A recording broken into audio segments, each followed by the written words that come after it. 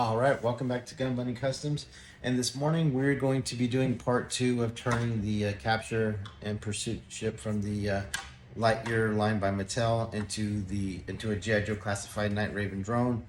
And we're going to start the process of opening up this inner wall here. We're going to cut and remove this inner wall to give us about a ½ inch more leg room to hopefully fit a larger G.I. Joe classified figure, because as it is stock like this, it only fits the smaller bodies like the Baroness or Lady J, just the females. But I think it can work, so I'm gonna keep doing that. So we're gonna do that, and then I'm gonna do that by, you can see I have marked these lines in here, and so I'm going to cut them with the razor saw down to the top of the fuselage, and then with the heat gun I'm going to get them soft, and then I'm going to break them off like that, and then I can clean them up later. Also, after we've done that, I am going to wash it and scrub it with a Scotch-Brite pad, and then we are going to be priming it in matte black air primer by Army Painter. So we're going to be doing all that in this episode, and then also I'll be kind of bullshitting and chit chatting, and then also we're going to kind of do a twofer, because I was going to do a whole video on this all striker model kit. Let me show you.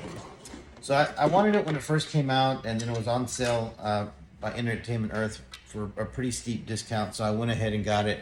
So this is the Flame Toys All Striker model kit, and I was hoping that it was going to be a little bit bigger and a little bit more accommodating, but it is pretty small. So Snake Eyes really doesn't fit, and he definitely couldn't fit 2 figures in there. So it's just sort of a cool, I don't know, piece to have in the background or whatever.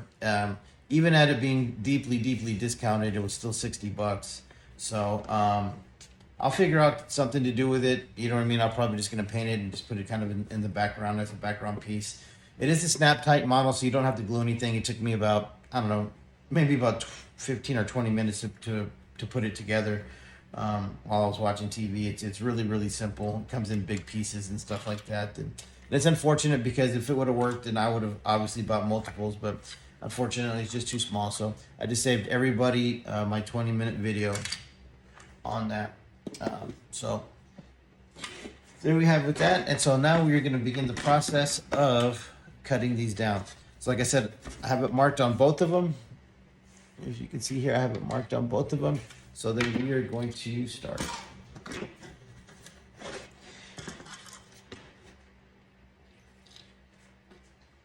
So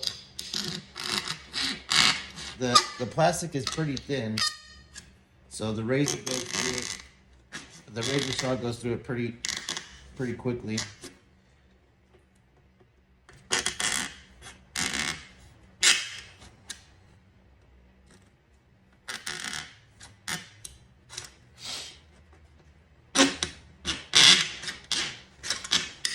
Sorry I haven't gotten to the comments on the last video. I've just been really busy. I meant to do this video the next day after I did the first video, but it's been about a week. And it's just because of life, having a kid, and having to try to work and stuff like that. So I do these when I can, and I do what I can when I can. So I apologize. It's nothing nothing personal or anything like that. It's just trying to do the best I can with what I got time wise. And I do want to show you guys a lot of stuff and more stuff and stuff like that. But it's just like I said, just dealing with life. So like I said, I'm gonna just kind of keep cutting down these red lines. And I also have my screw cutter here, which means that I can clip away any pieces as well to kind of help. Okay, so I am going to I'm going to stop the video here, so you can see I started cutting down the lines. I am going to now pause the video. I'm going to heat this up with my heat gun, and then just wiggle them back and forth and sort of break them off like teeth, and then clean up as I go. So I'm gonna get that done, and then I'll show you the results, and then we can check to see if the larger figures fit, and if they do, and then then we'll move on to the next step, which is going to be washing, cleaning, and scuffing the plastic, and then priming it with that black. All right, stand by. So I'm gonna get this done, and then I'm gonna show you the results. Okay, welcome back. So sorry I changed the camera angle. I'm trying to figure out, as I figure things out, what's going to end up looking best, sounding the best, all that kind of stuff. So for the next few videos, I'm probably going to be trying different things, setup wise, angle wise, camera wise, and all that kind of stuff. So all right, so let me show you what I did. So I was able to remove all of those pieces right there. See, I was able to open that up. And I was able to open that up. Now I might end up removing this too, but I think the feet will be able to kind of come around the side of it. So, but because it's not really necessary, it was for the little locking mechanism to keep it into the packaging. So I might end up clipping that as well, but just see. So we'll just see. So here are all the pieces. So it's fairly thin. So once I heated it up, it was pretty malleable. So what I ended up doing was, after I made those kind of, those relief cuts in there, I just took this in there and I clipped around and then wiggled it back and forth, and they ended up popping out pretty easily.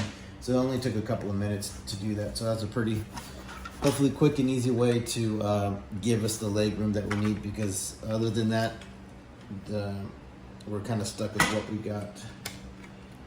And so, like I said, the smaller ones, so let's get this back together and see. So the smaller figures, like this Vipra, fit in there without opening that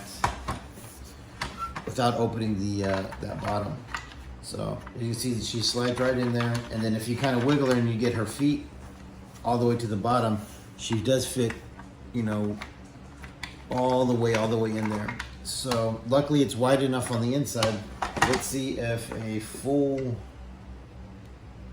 like a full size, or I guess Duke is more of a mid-size, because you got like Slaughter, and you got Gung Ho and Roadblock, and those larger sized guys. Let's see here if we can get Duke to get in there. If we can, then we have accomplished our mission. Like, if I wiggle him down in there and mess with his feet more, it seems to go in. Let's see if, bam, he fits. So with that simple modification, you can fit a full-size figure.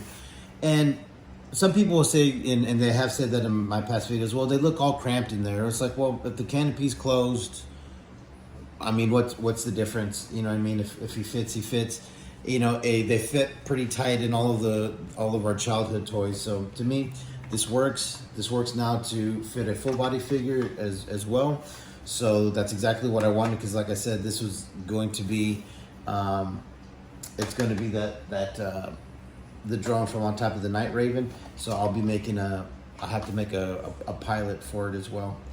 All right, so then now it's time for me to get all the pieces together. I'm gonna scrub them, and when I scrub them, I use warm water in the sink. I have the warm water pouring down.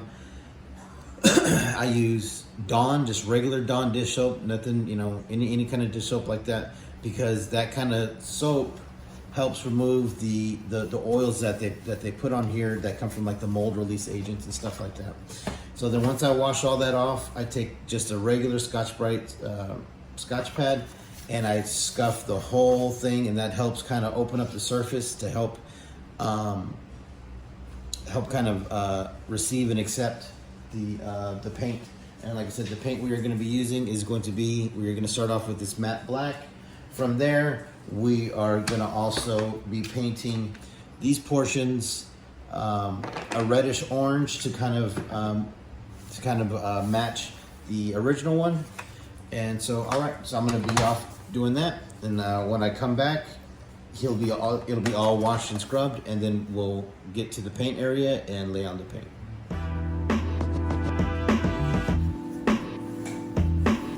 Okay, welcome back. So we have everything all washed, scrubbed, prepped, and now we're all primed. So I obviously primed this using black, and I painted the interior black as well, because that's obviously going to be the color. Now I am thinking about adding some kind of pattern in the black to make it kind of pop a little. But as you can see, it looks really good in that black. Well, and in that defense, pretty much you can paint anything flat black and make it look pretty cool. So flat black is kind of like an easy route to go when you do stuff. But it just so happens that is the color. But so what I'm going to do is I'm going to try to figure out how to put some kind of pattern in here using different shades of black. And I know that sounds crazy, using different shades of black, and then also using different finishes, some like a matte finish, some a gloss finish, in order to achieve the kind of effect that I am looking for. Okay, and so these pieces back here, so I painted these with the primer that I had closest to the color that they are going to end up being.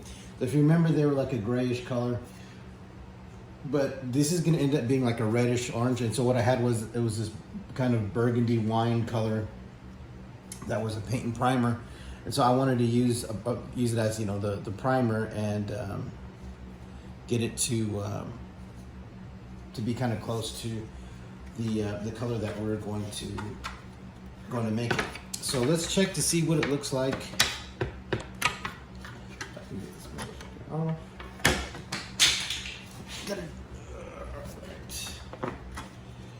Okay, so this one goes in here.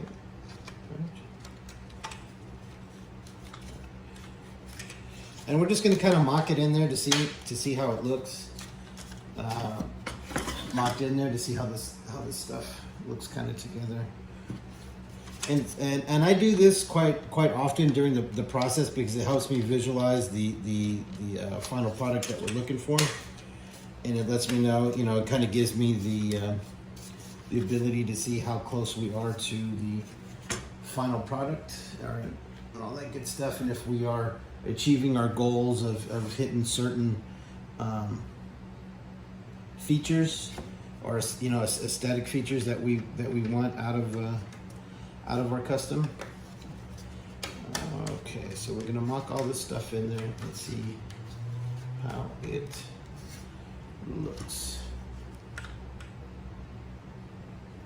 And right now, if you're doing this and you happen to chip the paint a little bit or something like that, I mean, you're at a point where it's fixable. So at least to me, that's the way that I see it. We're like in a still a sort of finding out, phase to see, how we're doing.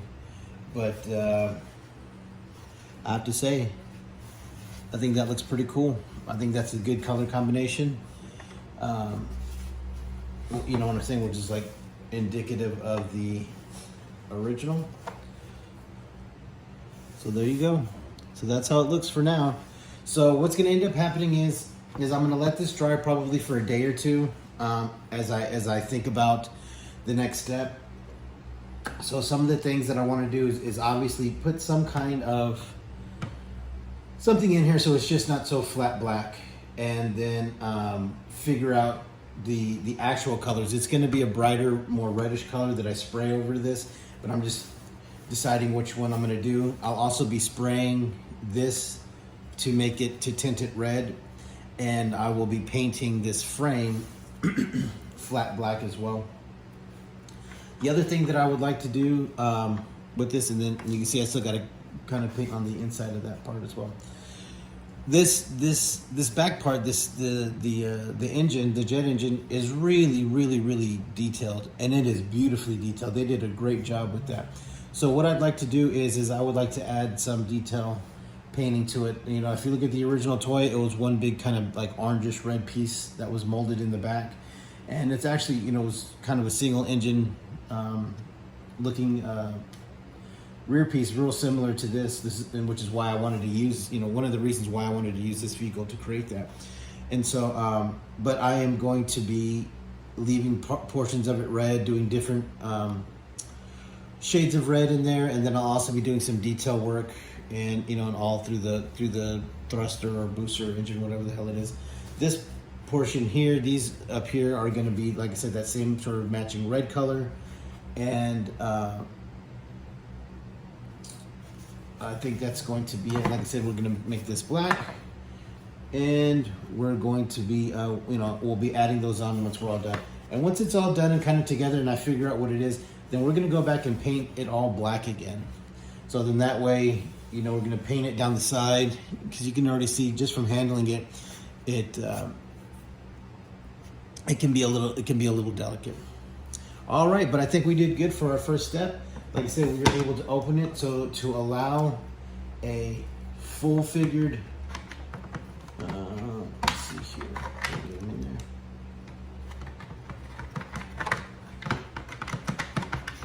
there. To easily allow a full figured Joe in there.